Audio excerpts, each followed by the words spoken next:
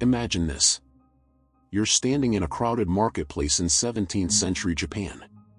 The air is thick with tension. A man approaches, hand on his sword, eyes locked on yours.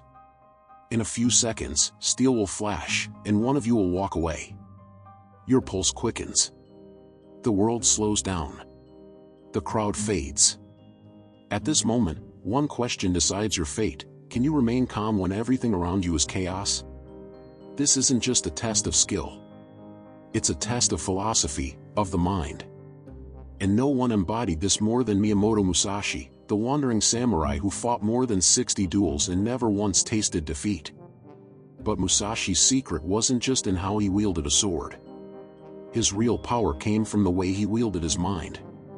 And today, we're diving into his timeless wisdom, lessons on how to stay calm in any confrontation, whether it's a sword fight, a heated argument, or the silent wars we fight inside ourselves. Musashi once wrote, "Think lightly of yourself and deeply of the world." What does that mean? In simple terms, ego is your biggest weakness. In confrontation, whether physical or emotional, most people lose because they take things personally. Someone insults you, and your pride takes the wheel. Someone challenges your authority, and suddenly you're not thinking strategically, you're reacting emotionally. Musashi knew that ego clouds judgment. He didn't step into duels to prove how great he was. He stepped in with the cool detachment of a strategist studying a problem. Imagine being in a business negotiation. If your ego is on the line, every word feels like an attack. But if you detach, you see the game for what it is, a puzzle, not a personal insult. So the first principle is clear: detach from self, anchor in reality. The calmer you remain, the more your opponent reveals themselves. The more you cling to ego, the easier you are to manipulate. Ask yourself, am I trying to win, or am I just trying to defend my pride? That single question could save you from disaster. Here's the second truth Musashi hammered into his students: fixation is fatal. Think about it. When you cling to a single strategy, you become predictable. Predictable means controllable. Controllable means defeated. Musashi was infamous for his unpredictability. Sometimes he showed up to duels late, just to rattle his opponents. Sometimes he fought with two swords. Sometimes with wood instead of steel. His genius wasn't raw strength, it was fluidity. Life confronts us the same way. Maybe it's an argument where you're dead set on proving you're right. Or maybe it's a conflict at work where you can't imagine any outcome other than domination. That rigidity makes you vulnerable. But if you stay flexible, if you're willing to shift, to surprise, to adapt, you turn confrontation into opportunity. Your opponent expects anger? Stay silent. They expect resistance? Agree, then pivot. Like water flowing around rocks, fluidity always finds a way forward. Remember Musashi's warning: fixation is the way to defeat. Fluidity is the way to victory. Another lesson: there is more than one way to the top of the mountain. Most people panic in confrontation because they believe there's only one way to win. Dominate. Overpower. Outmaneuver. But Musashi saw beyond this.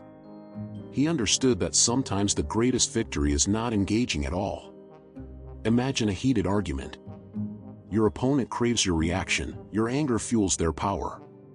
But if you respond with silence, if you choose not to play, their power evaporates. In war, sometimes retreat sets up the decisive strike later. In negotiation, sometimes pretending to concede creates space for a greater victory down the line. Musashi's wisdom teaches us that winning doesn't always mean crushing the opponent, it means choosing the path that preserves your strength and achieves your purpose. The insecure thrive on your reaction. Deny it, and you starve them. True power lies in knowing you have options, and refusing to be boxed into one script. Musashi also said, "From one thing, know 10,000 things." This is the principle of pattern recognition. Every conflict, whether with swords, words, or politics, follows patterns. Human beings are creatures of habit. Fear shows up in the same ways. Manipulation follows familiar scripts. Weakness leaves predictable traces. Musashi trained himself to see these patterns everywhere. By studying deeply in one area, he unlocked truths that applied universally. Learn psychology, and suddenly you see the insecurity behind someone's aggression. Study body language, and you detect lies before words even finish leaving someone's lips. Observe human nature long enough, and you can predict reactions before they unfold. This is why Musashi rarely lost. He wasn't fighting the man in front of him, he was fighting the pattern behind the man. The takeaway? Train your eye to see beneath the surface. Don't just hear words, study tone. Don't just see actions, study intention. Every confrontation carries clues. Those who can read them are always steps ahead. Perhaps Musashi's most brutal teaching was this: you can only fight the way you train. Most people live with the fantasy that they'll rise to the occasion when pressure strikes. But the truth? You fall to the level of your preparation. If you've never practiced composure, why would you suddenly have it in crisis? If you've never trained yourself to withstand insults, why would you remain calm when stakes are higher? Musashi understood that calmness in battle is earned long before battle begins. He lived a life of relentless training, not just with the sword, but with the mind. Your training ground is everyday life. When someone cuts you off in traffic, that's training. When someone tries to provoke you online, that's training. When stress hits at work, that's training. Every small test is preparation for the bigger ones. Each moment you choose composure over chaos, you forge an unshakable core. So ask yourself, what am I training for? Because ready or not, confrontation will come, and you'll only fight the way you've practiced. Put all these principles together, and you unlock the final truth: calmness is the ultimate form of dominance. Think about it.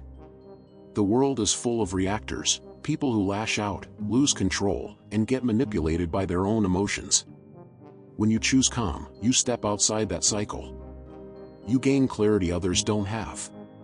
Detachment keeps you immune from ego traps. Fluidity makes you unpredictable. Understanding many paths gives you strategic freedom. Pattern recognition keeps you 10 steps ahead. Training ensures you never crumble when it matters. This is why Musashi never lost.